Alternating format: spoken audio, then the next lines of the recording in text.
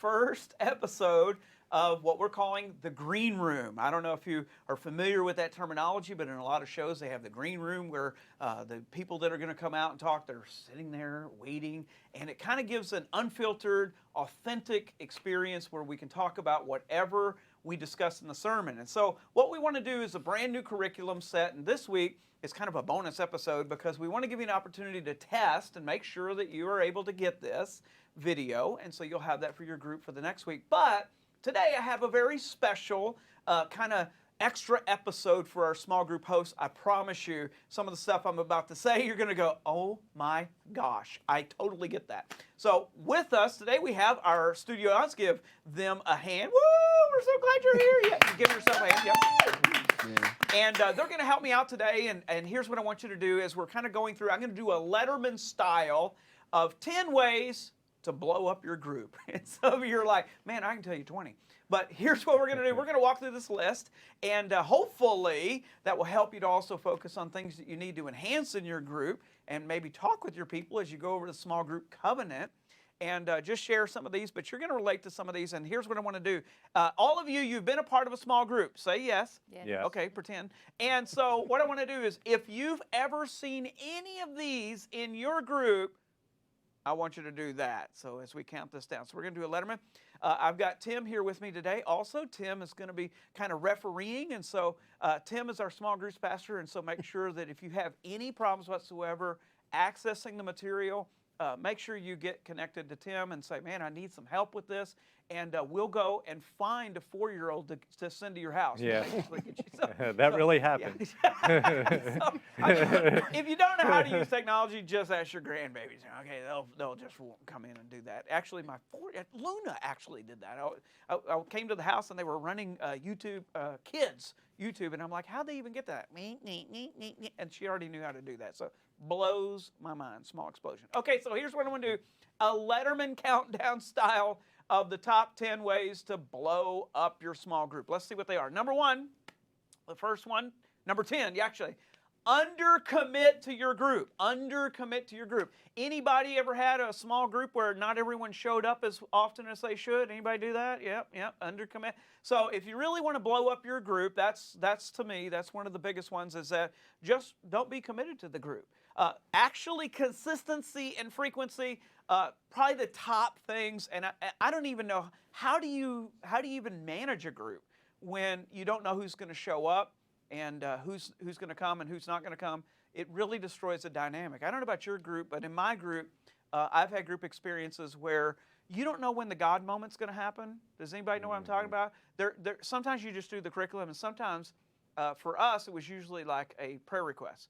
And somebody would say, before we get started, I want to share something. They start sharing something, and it was heavy. And you realize at that moment that you needed to kind of give a lot of focus. But what you find is that you can't predict those moments. And if people don't commit to the group, it destroys the dynamic. Because if you miss the moment in a small group, you've lost connection to that group. You're an outsider, not an insider. Does that make sense? Yeah. So I don't know if you said something to add to that. Or? Yeah, and that's really the first bullet on our small group covenant that we encourage small groups to go over at the beginning of each session is commitment.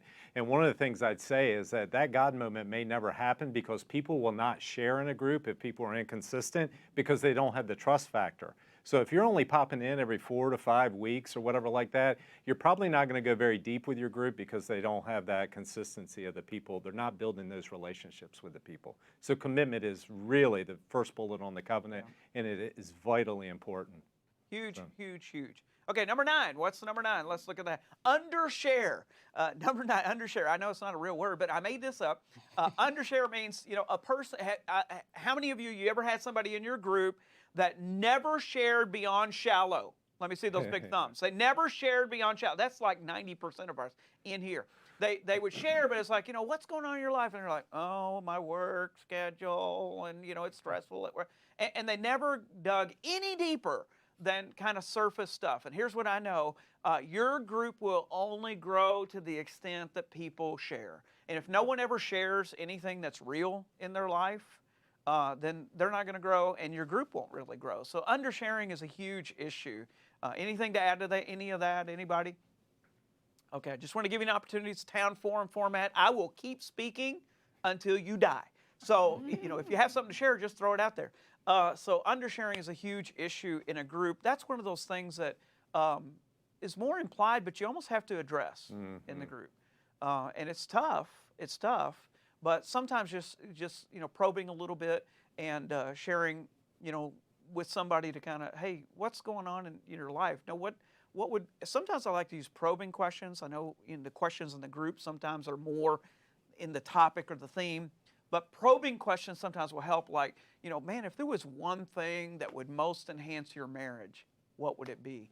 That'll get some talk going on in your group, At least they'll sweat a little, but. All right, number 8. Let's look at this one. Number 8, keep it monotonous. Yeah, you want to blow up your group? Do the same thing every week for 7 years. That will absolutely destroy your group.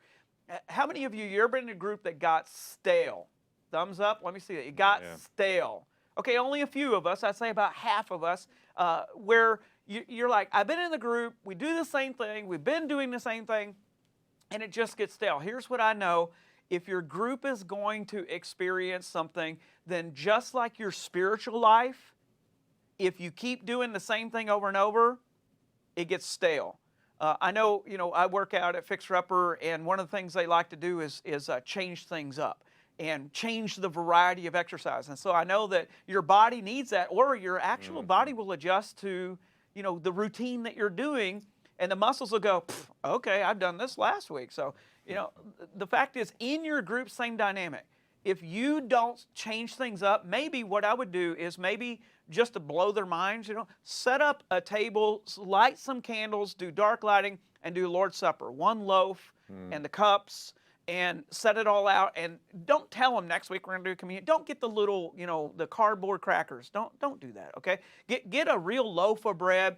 I like to illustrate the 1 Corinthians 11. One loaf, 1 cup. I wouldn't do the 1 cup, but we'll do different cups. But this idea of a setting changes everything, and make sure everybody prays. And what's something that maybe anybody else you've ever done to shake things up? Any other ideas on that one? Shaking it up and not doing the same thing?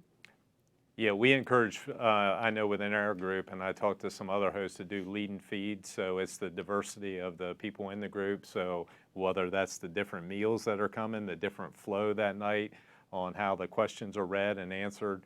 But it keeps things fresh. Plus, you start to see the personalities of the other folks in the group as well. Oh, that's really good. And change in locations. One group we did, lead and feed, actually met at the other person's house. That's awesome. And it's an incentive to clean. So yeah. You're like, ah! Okay, number 7, let's look at this one. Become a study group, okay?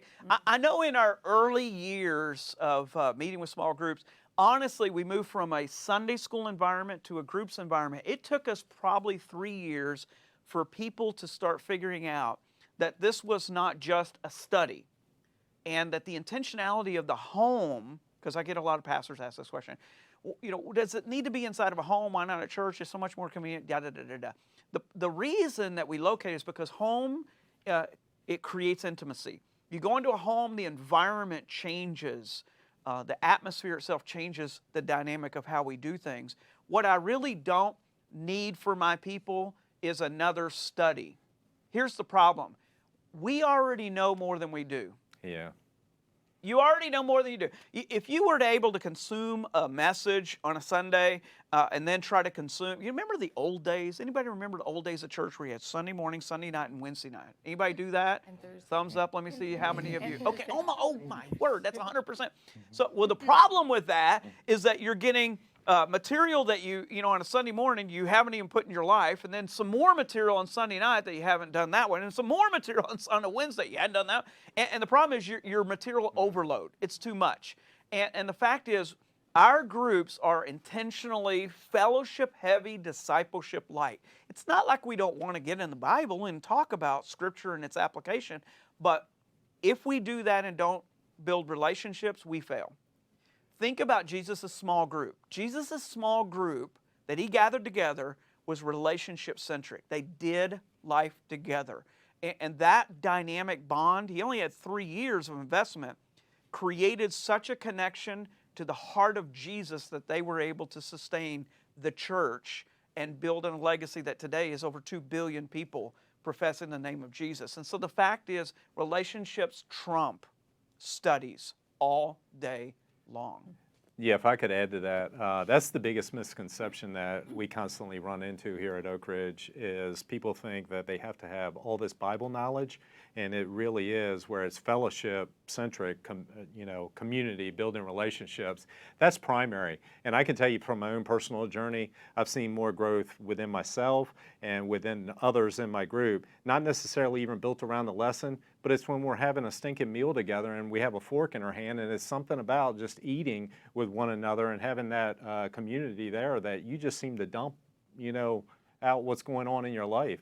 Having folks share, I'm thinking about, they may be laying me off at work, or, we're having trouble in my marriage or whatever like that. Stuff you may never hit when you're in a lesson in your group that you're having over a meal, and it's just huge. So you can do this. If you have a few friends, you can definitely lead a group just because it's so relationship based.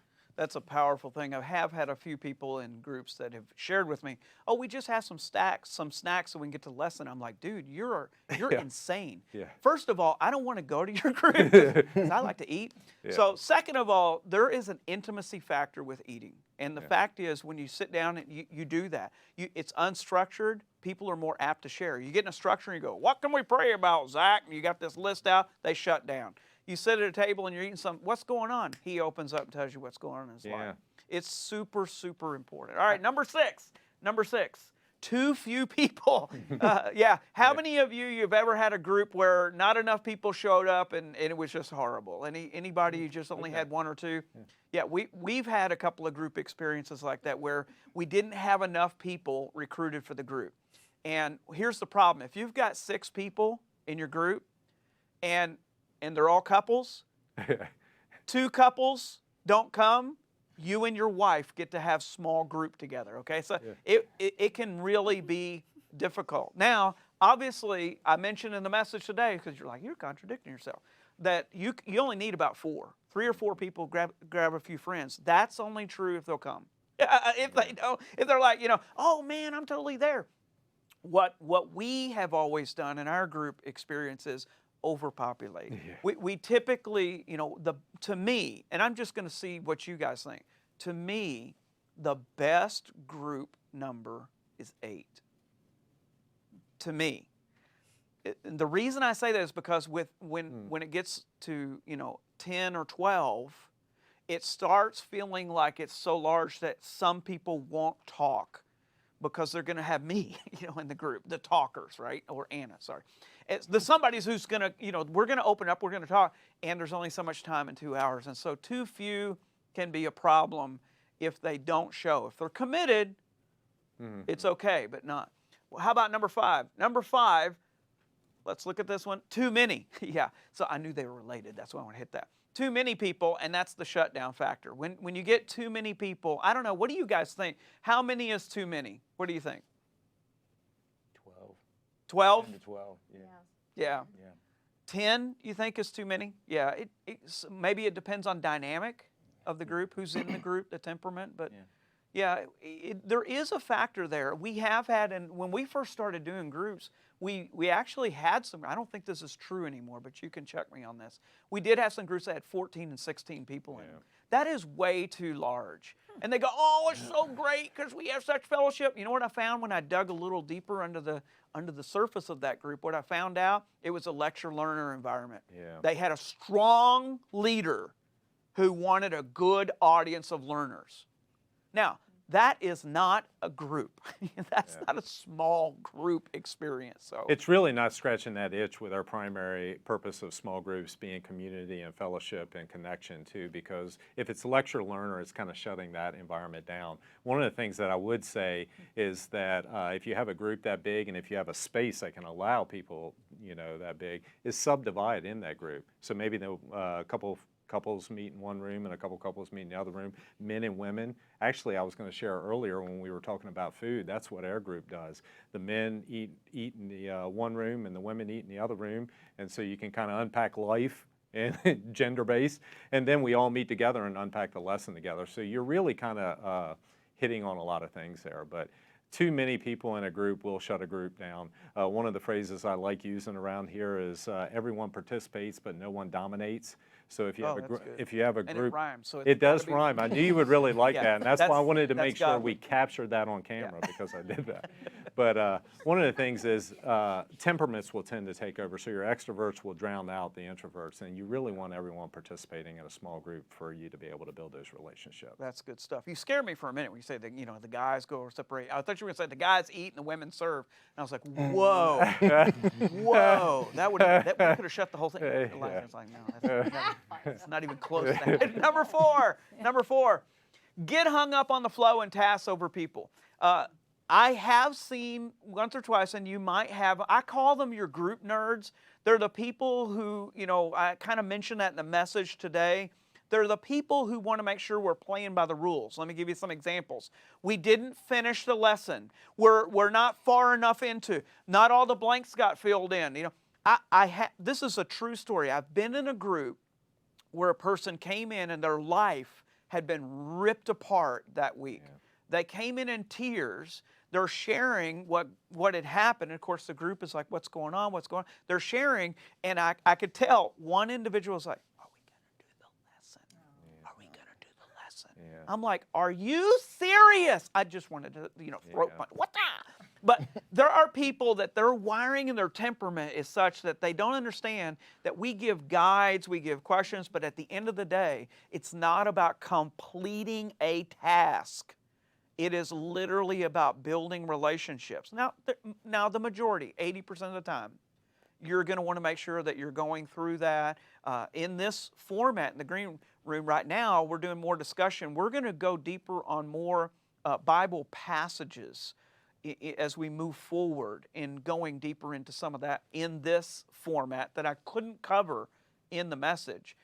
Today we're not doing that, but we will do that in the future, and those are going to be important. So 80% of the time you're going to want to go through that material, but be sensitive to the Holy Spirit. Yeah. That there are times that you need to shut down and just love on somebody. So any feedback on that? Well, that's definitely a balance. I know there'll be times where you can get so comfortable with a group. I violate this as well. I'm glad my wife's on the screen because she kind of pulls us back in. Is that, you know, we can go down rabbit trails where we know each other so well to where we kind of need to get back on the lesson. And so she reminds me of that. But there has also been nights to where, you know, someone that maybe has not shared in quite a while and you're wondering what's going on. Here's the secret of Oak Ridge. We build tripwires in the question. So you may ask a question that night and you hit that tripwire, and we did that one night, and this lady just started pouring her heart out. You know what? We only made it through question number 2, and we prayed over and we broke group. That's all we were supposed to do that night. We didn't get to question 3 and 4, and we were not supposed to. Yeah. Because it would have shut that moment down. And so that's one of the things that as you start learning people over time, you start understanding that you're going to hit those moments. And man, just lean into those, because those are the secret sauce of small groups. The example you used today on camera, I mean, that's how those moments are created, is when you really start getting into people's lives and know what's going on. Yeah. Fellowship overflow. All right, number three, never participate outside of the meeting. And so this is definitely, I've seen groups, and I'm curious if you've had a group where the moment you suggest, let's go on a picnic, let's go, boating, let's go, serve at a Halo, let's go, anything outside the box of the meeting, and they're like, oh yeah, I'm not going to do that. And I'm just telling you, it damages the ability for the group. Has anybody else experienced that? Let me see your thumbs up if you've seen that in a group where they're like, no, I can come on this Thursday night slot, but I can't go to this. We did a concert one time. It was on a Thursday night. We said, let's all go.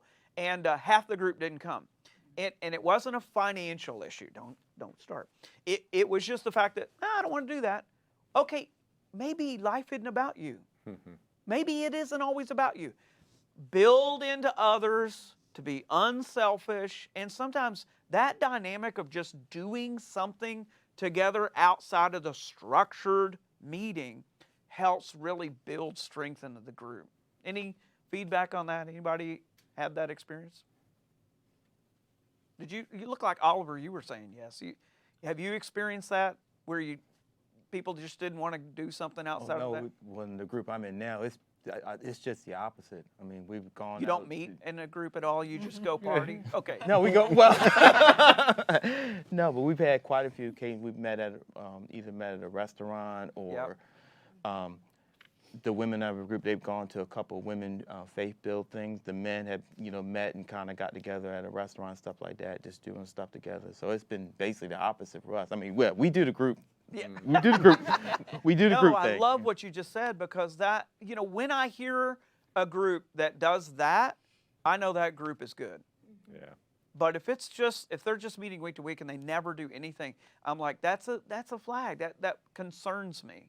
So, one of the things we try to do is do it on the night we regularly meet so that no one can validly say, oh, I can't do that. I got this. And so, really?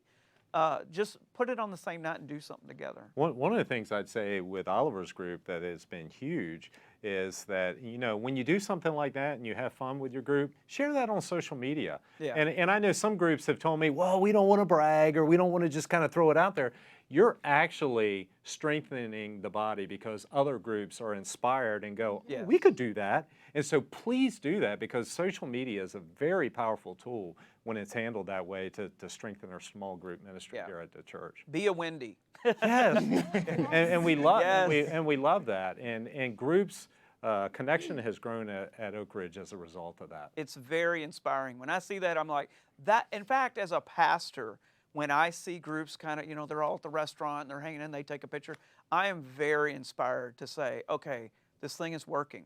And so I need that encouragement sometimes because I wonder, is it working? Are we figuring it out? Or people, and when I see that stuff, man, it inspires the really whole inspires church, me. and it lets the whole church know we're winning and we're building community, and that others can receive that community by coming here at the church as a result of that. Huge. All right, number 2, overshare.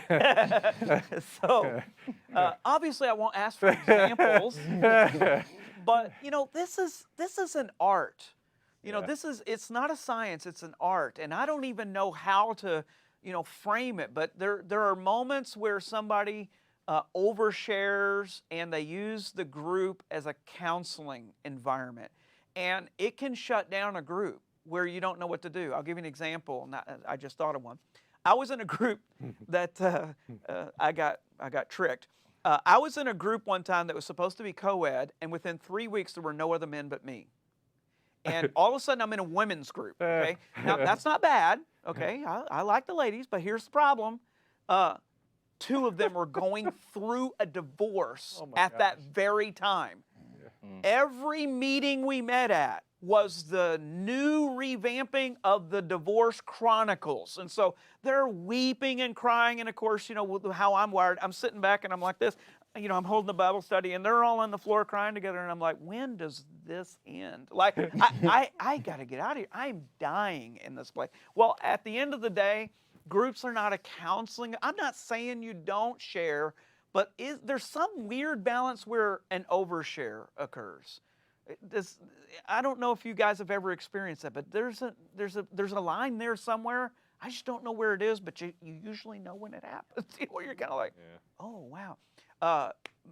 It could be a situation where a couple, they're in a group and they say, well, she just had an affair and I'm really ticked off, and you're like, oh, what just happened?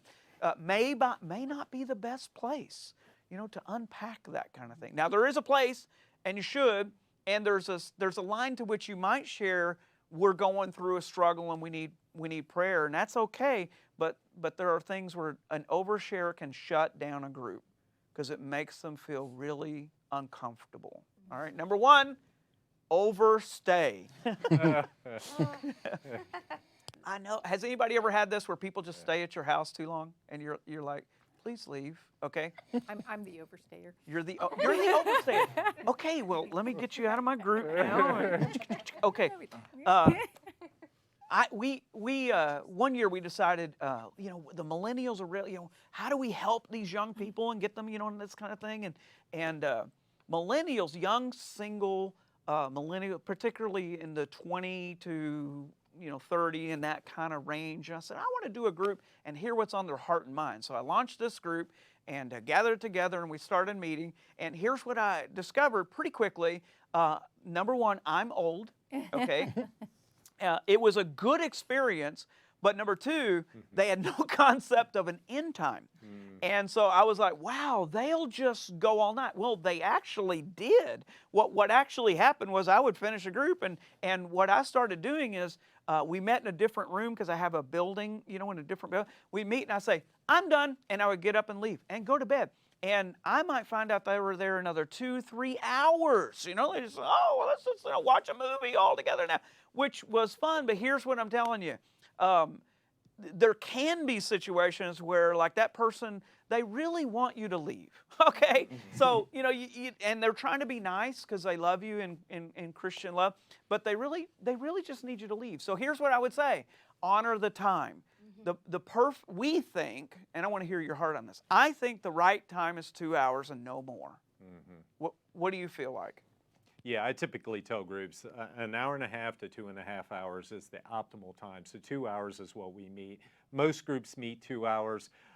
Initially, I would say that as groups are formed, they meet shorter period of time because they don't have the relationships. But as you start to know folks more, you tend to overstay, what Pastor Brian's talking about. I also, I want to go back to the covenant. Because at the beginning of every session, I ask groups to go over the covenant, and these are the times to where you can make these tweaks. We actually had one group, and I share this in our host orientation. It sounds silly, but it worked because they had built relationships with one another. They all had young kids, and they go, man, folks aren't leaving until like 10:30 and 11 o'clock. We got to get up and get kids to the bus stop in the morning. This is just killing us. Yeah. And they said, here's what we're going to do. We agreed that we're going to meet for 2 hours. We're going to set the oven timer in the kitchen for 2 hours. And whenever that timer goes off, we're praying and we're breaking. Yeah.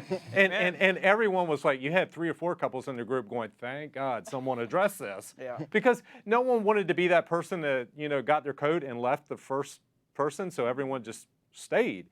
And the host, it was killing them, and it was killing the kids. And so the family dynamic. And so they set that oven timer. That group continued to flourish and is still meeting today. So. Well, now you bring up the top 10. Did you want to say something on that one? Or? Oh, yeah, I was. I was just going to say that I've realized, like, I'm sometimes the overstayer, but I've realized that's because I'm the one with the loud mouth and the big personality and stuff, but some other people don't feel like they have permission to leave.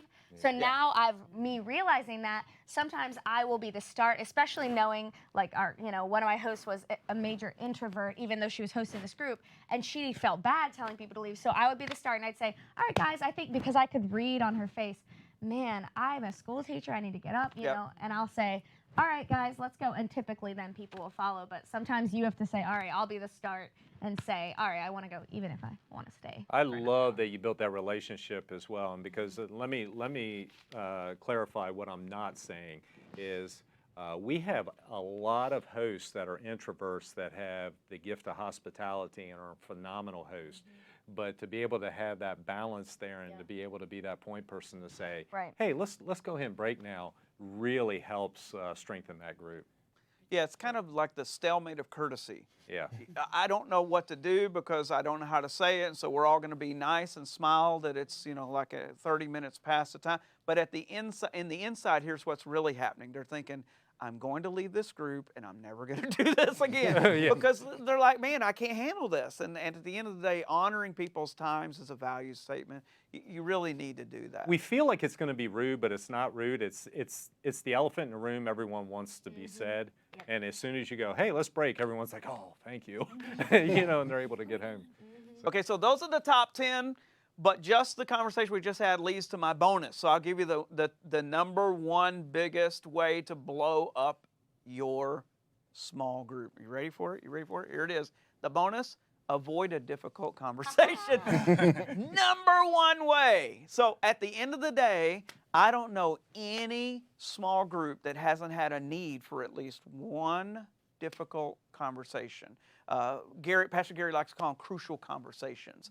That conversation that everyone knows you need to have. Maybe it's with the person who's inconsistent and they don't come. And you're like, man, I'm sorry you weren't able to make it.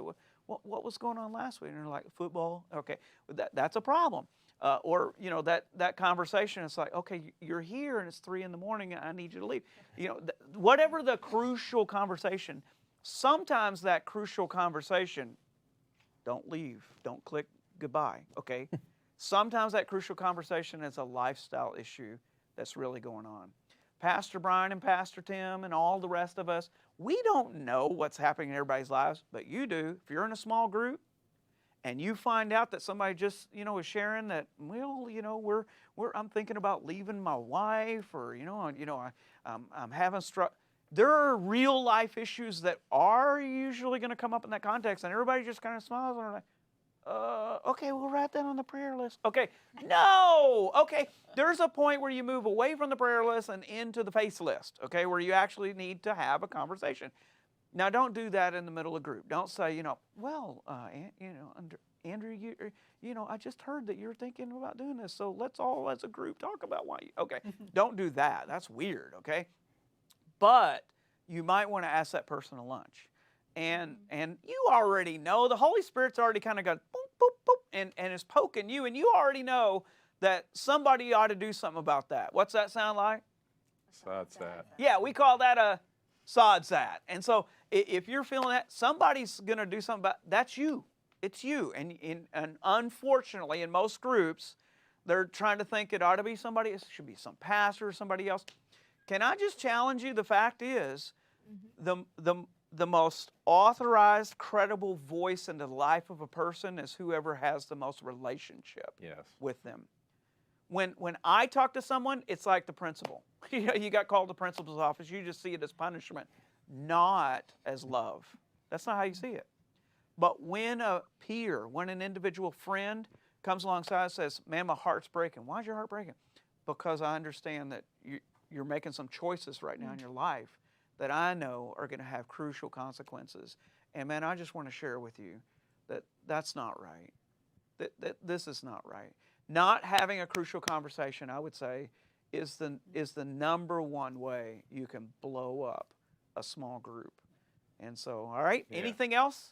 Yeah, I would say you're never alone. That's one of the biggest things that I want to stress. So I just had a host reach out to me last semester, and they had an individual that had just been added to their group, and we're making some jokes and that sort of thing, and some of their most committed members quit showing up because, just the dynamics got weird.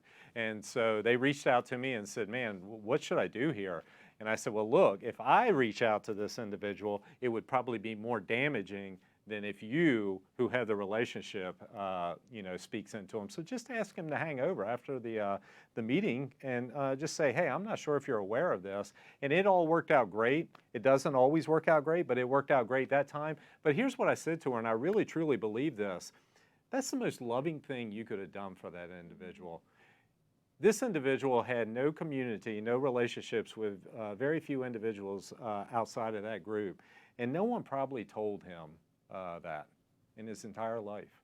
And so what better way when you're building biblical community with each other to be able to lovingly have that conversation with him. He was probably the butt of a lot of jokes in his workplace and in other environments that by you having that conversation, and it worked out great. So I just say, don't miss those. Those are huge God moments. Those are moments where God grows you as well.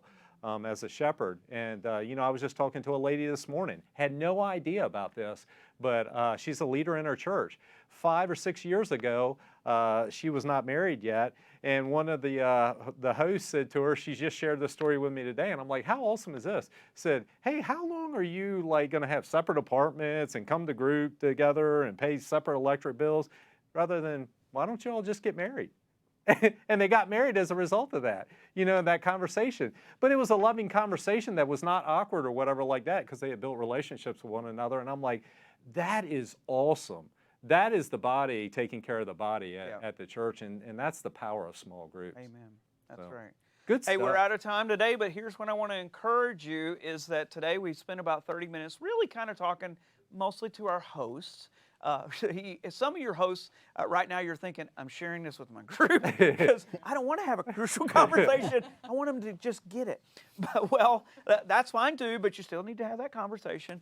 But normally we want to have this at about 20 minutes, maybe 25 minutes, and we'll be covering some questions that you had, and we'll be covering more live questions that you have from the message. So here's my encouragement to you to bring to the green room. If you are sitting in the message, you have a question, a thought, something you really feel like you'd like to talk over or dive deeper, then come see us at Connection Central and say, I'd like to be in that live forum today, and we just might have a seat for you over here on the panel. And until then, God bless you. Thank you guys so much for being here today. We'll see you next time in the green room.